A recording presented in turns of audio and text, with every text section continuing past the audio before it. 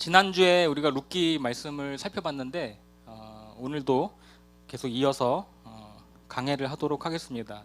이 유대 베들레헴 에브랏 사람들이었다라고 나오죠. 지난주에 그 엘리멜렉과 주인공이 누구냐면 엘리멜렉 그리고 나오미 그리고 말론과 기럨 두 아들이 있었죠. 다 죽고 그 다음에 그 모압 땅에서 그 아들들이 며느리를 얻잖아. 그 부인들을 그게 이제 오르바하고 룻 이렇게 얻게 되죠. 그런데 거기서 모든 남자들이 다 죽었어, 그죠? 다 죽고 나오미와 두 며느리만 남게 되죠. 그러나 하나님은 조용히 준비하고 계셨죠. 누구를? 예수 그리스도 메시아 그 구속사를 조용히 준비를 하고 계셨는데 한 이방 여인의 믿음을 통해서 이 룻이죠. 이 비천한 아주 처지에 있었던 룻을 통해서 하나님이 그 구원의 역사를 이루어 가시고 그 후손 중에 다윗을 또 이렇게 낳게 하시고 그 후손 중에 또 예수 그리스도가 오시도록 섭리하셨음을 여러분 믿으시기를 바랍니다. 자, 6절을 보시면 나오미가 아직 모압 지방에 있어요. 모압 지방에 있는데 어떤 소식을 듣게 됩니다. 어떤 소식이에요? 6절을 띄워주시고 그 여인이 모압 지방에서 여호와께서 자기 백성을 돌보시사 그들에게 양식을 주셨다 함을 듣고 어떤 소식을 들었냐면 여호와께서 베들레헴에 양식을 주셨다 하는 그 소식을 듣게 됩니다. 그러니까 오랜 흉년 끝에 하나님께서 드디어 자기 백성을 불쌍히 여기셔가지고 양식을 허락해 주셨던 거예요. 그러니까 결과론적으로 좀 아쉽죠. 조금만 더 버티고 기다렸으면 베들레헴에서 계속 살 수 있었을 텐데 나오미의 순간적인 실수와 판단 미스는 아쉽지만 그럼에도 우리가 뒤늦게라도 하나님의 뜻을 우리가 깨닫고 돌이킨다면 또 하나님은 우리를 불쌍히 여겨주셔서 또 긍휼히 여겨주셔서 우리의 인생을 여러분의 인생을 선하게 인도해 주실 줄로 믿습니다. 다 이해가 되시죠? 자, 나오미가 이처럼 신경의 변화를 일으킨 것은 뭐냐면 다시 이제 돌아오려고 했잖아요. 그것은 이제 그 소식을 누군가가 들려줬기 때문이죠. 베들레헴에 떡집이잖아. 베들레헴에 다시 양식이 하나님이 주셨다. 그 소식을 들었다. 그래서 우리가 무엇을 듣는가 하는 것이 대단히 중요합니다. 성경에서는 믿음은 들음에서 난다라고 그러죠. 따라합니다. 믿음은 들음에서 난다. 우리가 무엇을 듣고 있는가, 무엇을 듣지 못하는가에 따라서 우리의 인생이 달라질 수 있다라는 것이죠. 그렇다면 나오미는 무슨 소식을 들었어요? 하나님께서 하신 일을 들었어요.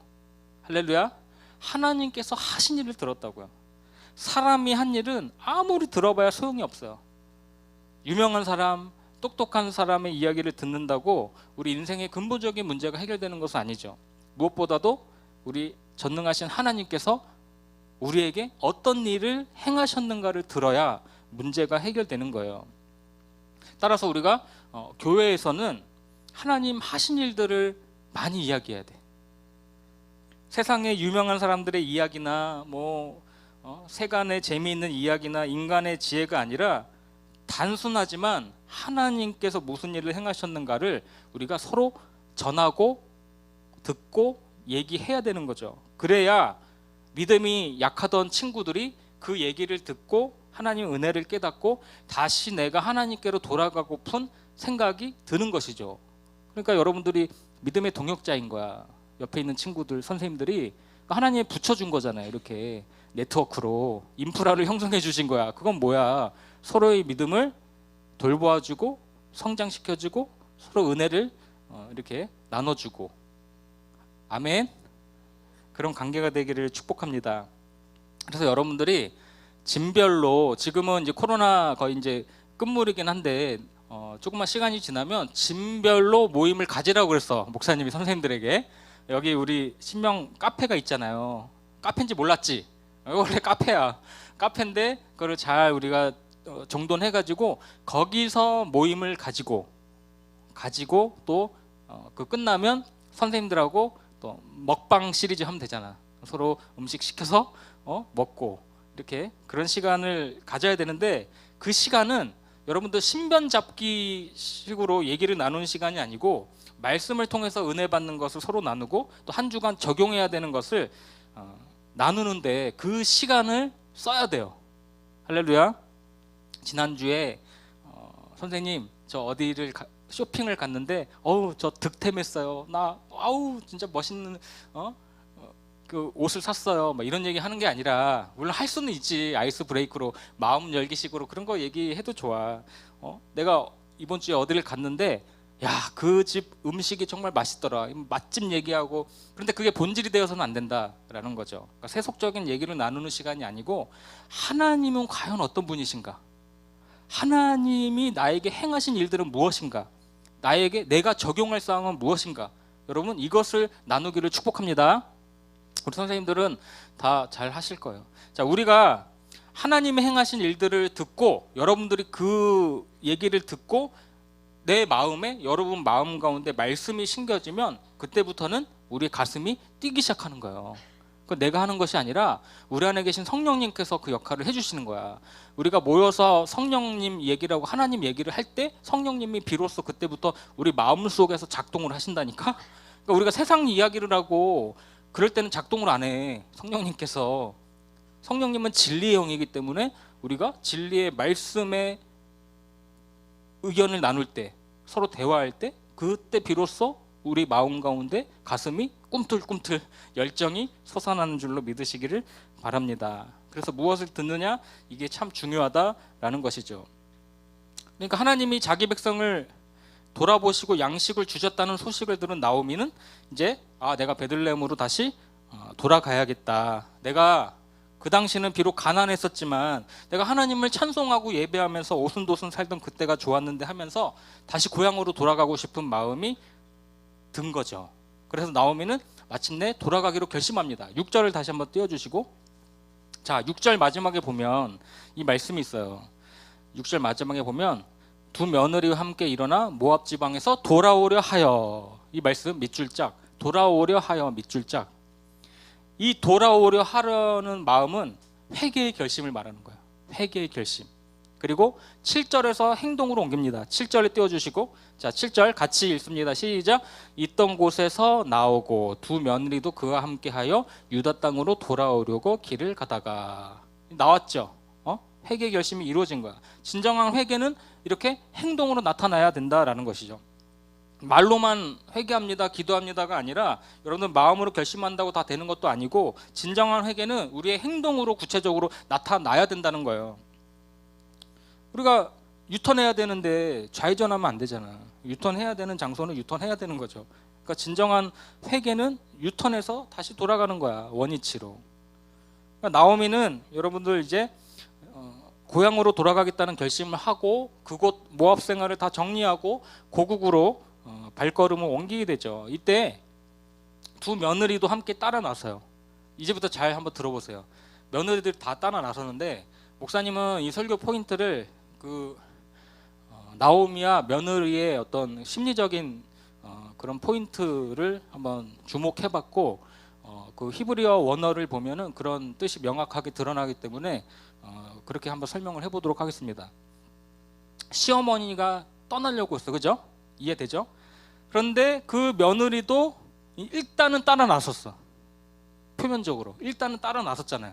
그런데 이때 돌아오려 하여, 6절에 나오는 돌아오려 하여, 아까 밑줄 친 그 돌아오다라는 단어가 슈브라는 단어예요.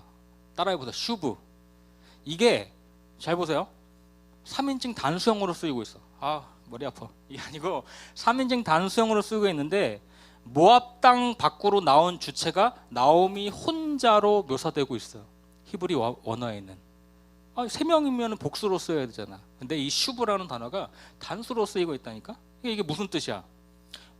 외형적으로는 두 며느리들이 나오미와 동행하는 것처럼 보여. 사실은 어머니가 간다 그러니까. 근데 사실은 두 며느리의 입장이 아직 애매한 상태라는 거야. 아직 애매한 상태. 그러니까 룻기 저자가 복수형을 쓰는 것이 아니라 나오미의 관점에서 단수를 쓰고 있는 거야. 나오미가 혼자 돌아오려고 하는구나. 그런 것을 우리가 알 수가 있는 거죠. 은연중에 드러내는 거야. 그러니까 두 며느리는 아직 애매한 상태, 가야 되나 말아야 되나 이런 상태라는 것을 우리에게 알려주고 있는 것이죠. 그러니까 며느리의 속마음은 어때 지금? 아우 내 팔자에 어쩌다가 이방 사람을 만나서 시집 왔다가 남편도 잃고 정말 내 신세가 너무나 처량하고 처량하기 짝이 없는 데다가 이제는 정든 부모 형제 모압 땅을 떠나서 저 시어머니를 따라서 베들레헴으로 낯선 유대 땅에서 갈 생각을 하니까 이 두 며느리 속마음은 어떻겠어요? 갈등이 심했겠죠. 사람이니까 갈등할 수 있어, 그죠? 그래서 이 동사의 주어가 계속 나오미에게만 한정되어서 단수로 계속 사용하고 있어요. 그런데 19절에 가면은 룻과 나오미가 같이 베들레헴에 도착해요. 그때는 여성 복수형 동사가 그때 이제 사용되는 거야. 그때는 그 나오미와 룻의 마음이 확고해진 거지. 아, 내가 돌아왔다는 것이 이제는 굳어진 거야. 자 아시겠죠, 여러분? 그래서 두 며느리의 행동은 아직 확실하게 결정된 것이 아니고 나오미는 두 며느리들을 돌려보낼 작정으로 길을 나섰던 것이 확실합니다. 8절을 보세요. 자, 8절. 자, 8절 같이 읽습니다. 시작. 나오미가 두 며느리에게 이르되 너희는 각기 너희 어머니의 집으로 돌아가라. 너희가 죽은 자들과 나를 선대한 것 같이 여호와께서 너희를 선대하시기를 원하며. 나오미는 과부로 살아간다는 것이 얼마나 어려운지를 잘 알았어요. 인생의 경험도 있고 인생을 많이 살아봤기 때문에 그것을 알았기 때문에 두 며느리들에게 그래 너희 고향으로 그냥 차라리 돌아가라 그렇게 권하고 있죠. 남편 사는 것도 없이 힘든데 부모 형제와 고향을 떠난다는 것이 정말 도무지 감당할 수 없는 것이기 때문에 각각 어머니의 집으로 돌아가라 그렇게 얘기를 하고 있죠. 그러면서 나오미는 너희가 죽은 자와 나를 선대한 것 같이 라고 말하면서 그들의 어떤 효심을 선행을 칭찬하고 있는 거예요. 이게 다른 번역 성경으로 보면 너희가 죽은 자와 나를 정성껏 섬겼다. 그러니까 며느리를 칭찬하고 있는 거지. 나오미가 나를 한결같이 사랑해 주었다 이렇게 번역이 되고 있어요. 선대하다라는 단어를 그렇게 번역을 하고 있습니다. 그러니까 이 두 며느리의 효성이 지극했던 것 같아. 그건 확실한 것 같아. 그죠? 그러니까 이방인들 중에서도 이렇게 착한 사람들이 가끔 있는데 특히 룻은 효성이 지극한 사람이면은 틀림이 없다라는 것이죠. 뿐만 아니라 오르바와 룻은 시집 와서 살면서 이 나오미를 통해서 전도를 받고 하나님을 알게 되었을 거예요. 그래서 그들에게 귀한 믿음을 전해준 나오미를 공경하고 또한 남편들에게도 정성을 다해 섬겼을 것입니다. 그래서 헤세드라는 말이 나오죠. 선대하다, 헤세드. 이것은 뭐냐면 하나님이 인간에게 베푸시는 사랑을 의미합니다. 하나님이 인간에게 베푸시는 사랑, 자비, 긍휼, 은혜 이런 것을 선대하다라는 단어를 쓰고 있어요. 이 현대 학자들은 이 헤세드를 어떻게 해석을 하냐면 약한 자가 공공에 처했을 때 강한 자가 그럴 의무가 없음에도 불구하고 자발적으로 보이는 충성으로 보는 게 헤세드예요. 이게 성경적인 헤세드인 거야. 강한 사람이 약한 자를. 그런데 일반적으로 세상에서 볼 때 이 충성이라는 것은 약한 자가 강자에게 보이는 헌신의 표시예요. 약한 자가 강한 자에게. 그러나 성경은 강자가 약자에게 그리고 하나님이 약한 인간에게 베푸는 충성을 헤세드라고 말하고 있는 것이죠. 자, 이쯤 돼서 지금 나오미의 신경은 어떨까요, 여러분? 모든 것을 다 체념하고 두 며느리 또한 돌려보낼 작정으로 자기는 이제 고향으로 돌아가겠다라는 마음이 어느 정도 확고한 상태라고 짐작할 수 있어요. 9절에도 보세요. 9절 띄워주시고 여호와께서 너희에게 허락하사 각기 남편의 집에서 위로를 받게 하시기를 원하노라 하고 그들에게 입맞춤에 그들이 소리를 높여 울며. 8절 9절은 나오미의 기도예요. 그러니까 두 며느리를 향한 축복의 기도를 하고 있는 거야. 그러니까 남편 없이 살아가는 과부의 신사가 얼마나 처량하고 힘든지를 이 나오미는 알기 때문에 며느리들에게 다시 돌아가서 결혼을 해가지고 남편의 집에서 위로를 받고 평안히 잘 살아라 그렇게 축복 기도를 해주고 있는 것이죠. 나오미가. 그러니까 나오미가 얘네들이 내가 베들레헴으로 돌아가는데 나를 따라오나 안 오나 그것을 시험하는 못된 시어머니가 아니고 정말로 두 며느리의 앞날을 걱정해주고 차라리 자신들의 고향에서 새로운 삶을 살기를 원하는 시작하기를 간절히 바라는 그 나오미의 착한 심성을 보여주고 있는 거야. 못된 시어머니가 아니라니까요. 그러니까 우리 여자 선생님들 중에 아들이 있으신 선생님들 좋은 시어머니가 되어야 됩니다. 할렐루야. 아들 있는 분, 박영숙 선생님 아들 둘인데, 그죠? 좋은 시어머니가 돼야 돼. 야, 얘네가 이 며느리들이 날 따라나 안 오나 이 못된 마음으로 하는 게 아니고 정말 그 며느리들을 생각하는 마음. 그러니까 두 며느리들은 어떻게 하겠어요? 소리 높여 울기 시작하는 거예요. 소리 높여서. 10절 보세요. 10절. 자, 같이 읽습니다. 시작. 나오미에게 이르되 아니니이다. 우리는 어머니와 함께 어머니의 백성에게로 돌아가겠나이다 하는지라. 어머니 아닙니다. 우리는 어머니와 함께 따라가겠습니다. 여기서 돌아가겠나이다. 여러분, 돌아가겠나이다. 아까 봤죠? 슈브라는 단어인데 이것도 단수야. 그러니까 잘 봐. 돌아가겠어. 며느리들 2명 중에 누구의 마음이야? 속마음. 누가 진짜 마음이야? 룻이지. 오르반은 나중에 다시 모압 땅으로 돌아가요. 여기서 단수으로 쓰이고 있다고. 알겠어요? 그러니까 오르바랑 룻이 갈라지죠? 어떤 며느리가 못된 며느리고 어떤 며느리가 정말 나오미를 따라가기를 원하는 며느리인지. 그러니까 이거는 여러분들 이렇게 된 데에는 정말 나오미를 통한 신앙의 감화가 있었다고 생각을 해요. 같이 지내다 보니까. 그래서 나오미를 통해서 하나님을 믿는 신앙을 얻었기 때문에 룻이 그렇게 하나님을 바라고 따라가겠다라는 말이죠. 자, 보세요. 11절, 12절, 13절. 11절, 12절, 13절. 자, 길지만 한번 읽어보도록 하겠습니다. 자, 시작. 나오미가 이르되 내 딸들아 돌아가라. 너희가 어찌 나와 함께 가려느냐. 내 태중에 너희의 남편 될 아들들이 아직 있느냐. 내 딸들아 되돌아가라. 나는 늙었으니 남편을 두지 못할지라. 가령 내가 소망이 있다고 말한다든지 오늘 밤에 남편을 두어 아들들을 낳는다 하더라도 너희가 어찌 그들이 자라기를 기다리겠으며 어찌 남편 없이 지내겠다고 결심하겠느냐. 내 딸들아 그렇지 아니하니라.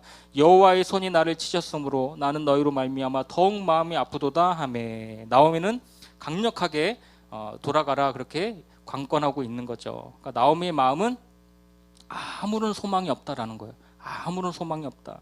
내가 젊었더라면 어떻게 다시 출발해 볼 수도 있겠지만 이제는 늙은 몸이 되어서 아무 소망이 없다. 그러면서 나오미는 13절에 여호와의 손이 나를 치셨다. 하나님의 징계라는 사실을 명확히 알고 있어요. 그러니까 나오미가 한 행동을 인식하고 있는 거지. 하나님의 백성이 베들레헴에 머물지 못하고 모압 땅으로 하나님의 뜻을 거부하고 옮겨갔다는 사실을 이제 인식하고 있는 거야. 하나님이 나를 향한 심판, 징계라고 생각을 하고 있는 거죠. 주님 뜻대로 내가 따르지 않고 내 뜻대로 행했더니 이런 어려움 속에 빠지는구나. 그래서 내 마음이 더욱 아프다. 이것은 정말 뼈저린 회개고 자기 잘못에 대한 솔직한 고백인 거죠. 그러니까 나오미는 자기가 당한 환난에 대해서 내 자신의 잘못으로 인한 하나님의 징계라는 것을 고백하고 있는 거야. 그러니까 나오미의 신앙적 수준은 좀 어때요? 높은 거지. 남 탓하는 것이 아니라 나의 그런 행동으로 인해서 하나님이 나에게 징계를 내리시는구나 이렇게 알게 되는 거죠. 그러니까 하나님이 여러분 우리를 힘들게 하는 상황으로 우리가 몰아갈 수가 있는데 그럴 때마다 남 탓하지 말고 상황 탓하지 말고 우리 믿는 사람들은 하나님의 의도를 알아야 돼. 하나님의 의도. 자신의 자녀들에게 사랑하기 때문에 때로는 우리가 곁길로 갔을 때 징계를 내려주시고 채찍질을 해주시고 결국에는 돌아오도록 하려고 하는 하나님의 의도가 있으면 여러분도 알아야 됩니다.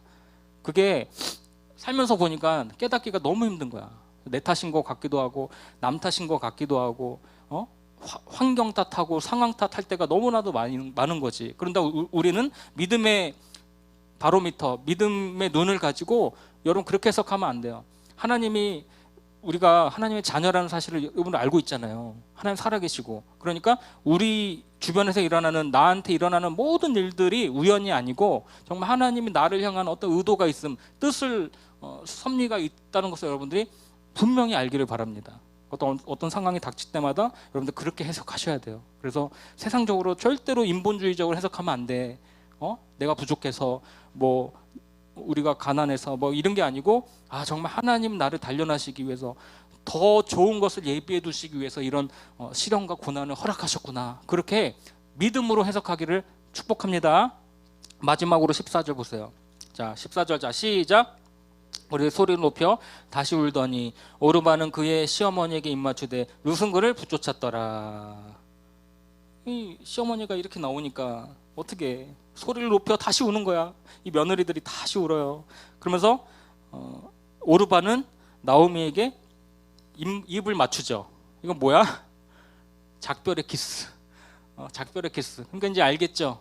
아까 그 동사가 그렇게 쓰였다라는 거. 오르바는 마음속에 정해 놓은 거야. 나는 안 가겠다라는 것을. 그래서 그 히브리 원어에서는 계속해서 단수형으로 쓰이고 있는 거지. 그러니까 오르바도 솔직히 많이 갈등하고 있었을 거예요. 그러니까 우리가 인간적으로는 이 오르바의 결정을 비난할 수만 없다.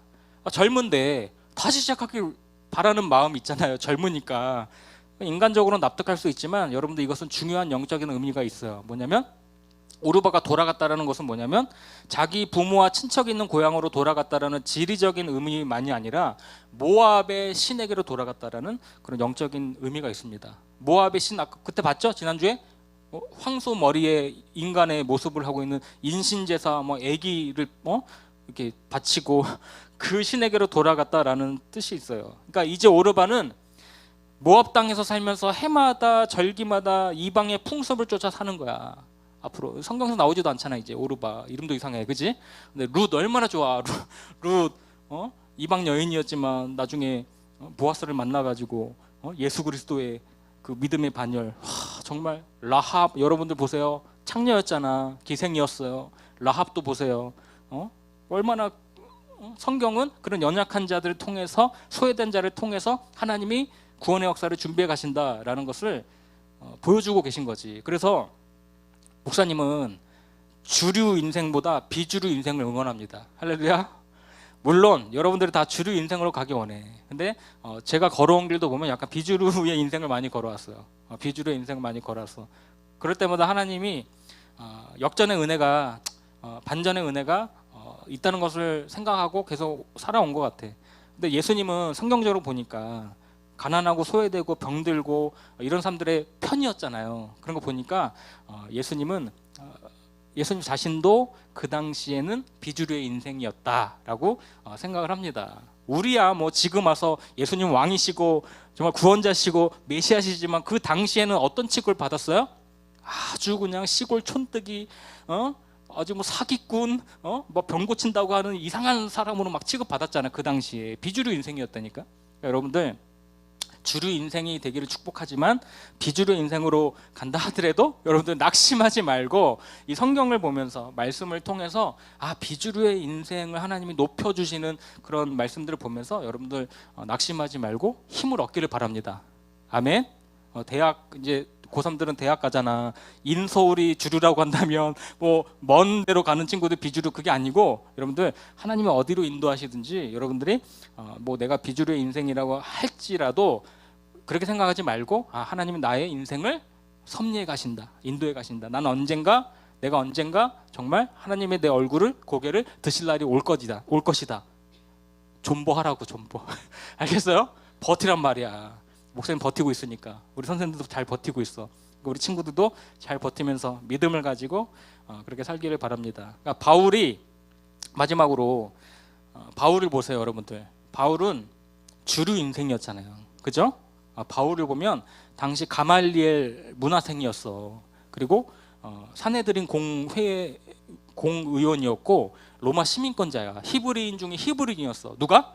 바울이 주류 인생이었죠. 그런데 이 바울이 이런 고백을 해. 그리스도를 위하여 내가 모든 것을 잃어버리고 배설물로 여기는 그 신앙의 삶을 살았어. 누구를 얻기 위해서? 오직 예수 그리스도를 얻기 위해서. 할렐루야. 바울이 깨어지니까 위대한 고백을 하는 거야. 내가 정말 세상의 스펙, 정말 최고의 학벌을 가지고 최고의 사회적인 신분을 가지고 있었지만 예수 그리스도를 내가 만나고 얻게 되니 이 모든 것이 배설물이었구나, 그렇게 여겨지는 거죠. 그 이유는 하나님을 알고 그 안에서 발견되는 것이 이 세상의 그 어떤 것과도 비교할 수 없는 가장 고귀한 것임을 바울은 알았기 때문이죠. 그래서 바울은 이방인의 사도가 되잖아요. 하나님이 들어 써주셔서. 말씀을 마무리하면서 여러분들 마지막에 룻이 나오미를 붙쫓았어요. 이 붙쫓았다. 이 다바크라는 단어인데 이거는 달라붙다라는 단어예요. 창세기에 보면 남자가 여자와 연합하여 한 몸을 이룬다. 거기에 다바크란 단어가 써요. 그러니까 딱 달라붙는 거야. 딱 달라붙어. 누구에게?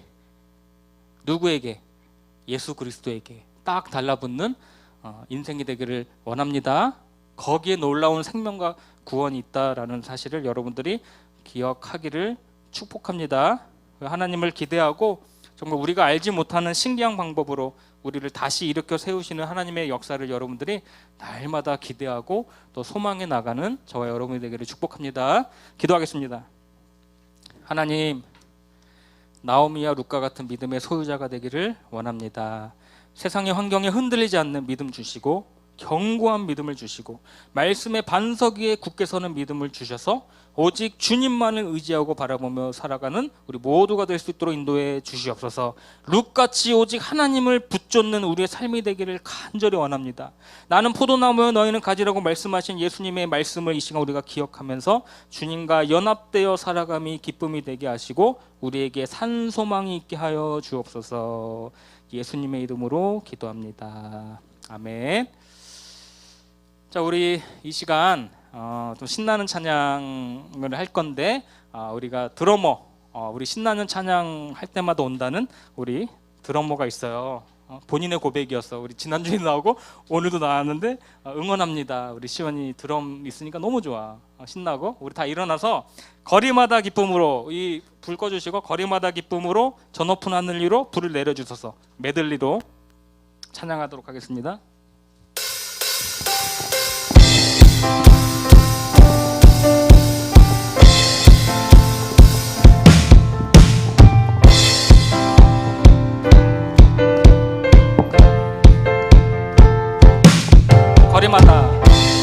거리마다 기쁨을 찬양단도 더 나오세요. 찬양단 춤을 추게 하시고 춤을 추게 하시고 주의 백성 기도할 때 이 땅 회복하 우리 다시 한번 거리마다 기쁨으로 다시 한번 거리마다 기쁨으로 춤을 추게 하시고 주의 백성 기도할 때 이 땅 회복하소서. 산 위에서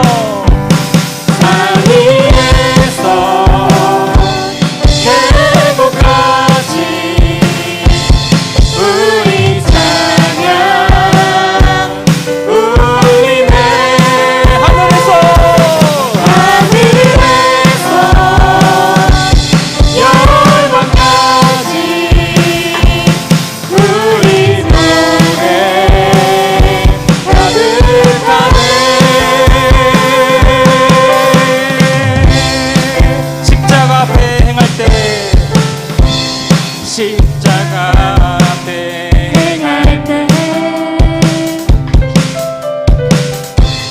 주의 빛 비추시고 우리 바다 덮은 같이 주 영광 채워 주시옵소서. 주 영광 채우 산 위에서 계곡까지 아멘. 산 위에서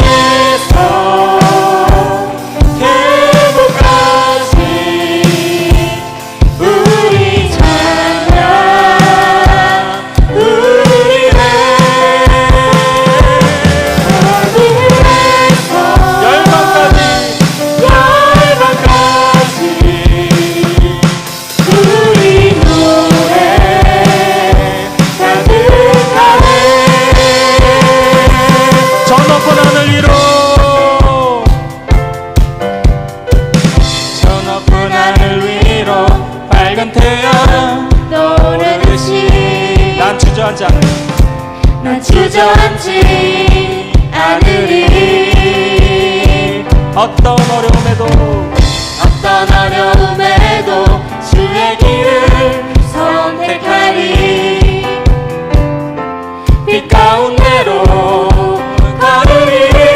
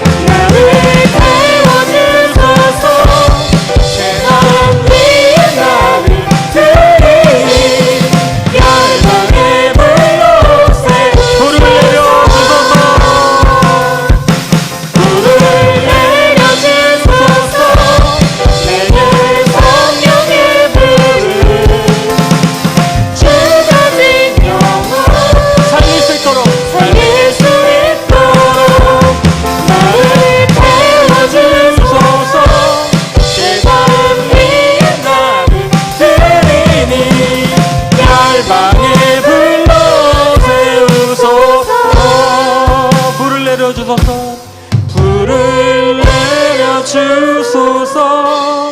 내게 성령의 불을 죽어진 영혼 살릴 수 있도록 나를 태워주소서.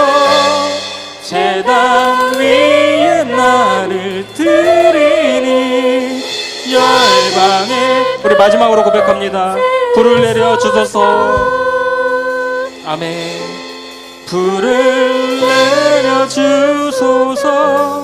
내게 성령의 불을 죽어진 영혼 살릴 수 있도록 나를 태워주소서. 제단 위에 나를 드리니 열방에 불러 이루소서. 우리 하나님께 영광의 박수 올려드리겠습니다. 아멘.